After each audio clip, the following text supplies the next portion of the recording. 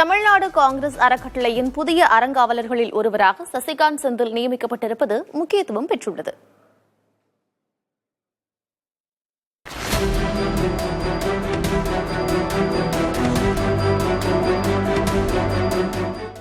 தமிழக காங்கிரசின் பல ஆயிரம் கோடி மதிப்பிலான சொத்துக்களை நிர்வகிக்கும் தமிழ்நாடு காங்கிரஸ் அறக்கட்டளையின் புதிய அறங்காவலர்களில் ஒருவராக திருவள்ளூர் தொகுதி நாடாளுமன்ற உறுப்பினர் சசிகாந்த் செந்தில் நியமிக்கப்பட்டுள்ளார்.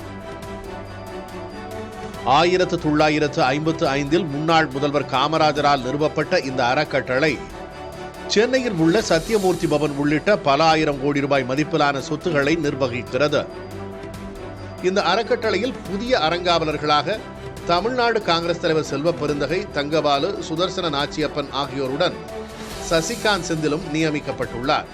முன்னாள் IAS அதிகாரியான இவர் 2020 காங்கிரஸில் இணைந்து கர்நாடக தேர்தல் வெற்றிக்கு பணியாற்றியதன் மூலம் ராகுல் காந்தியின் நம்பிக்கைக்குரியவராக உயர்ந்தவர். எனினும் கட்சியில் இணைந்து 5 ஆண்டுகளே ஆன ஒருவருக்கு இவ்வளவு முக்கிய பொறுப்பு வழங்கப்பட்டதற்கு மூத்த தலைவர்கள் கடும் எதிர்ப்பு தெரிவிப்பதாக கூறப்படுகிறது. சசிகாந்த் செந்திலை தமிழக காங்கிரசின் முதன்மை முகமாக முன்னிறுத்த மேலிடம் திட்டமிடுவதையே இந்த அதிரடி மாற்றங்கள் உணர்த்துவதாக கூறுகின்றனர்.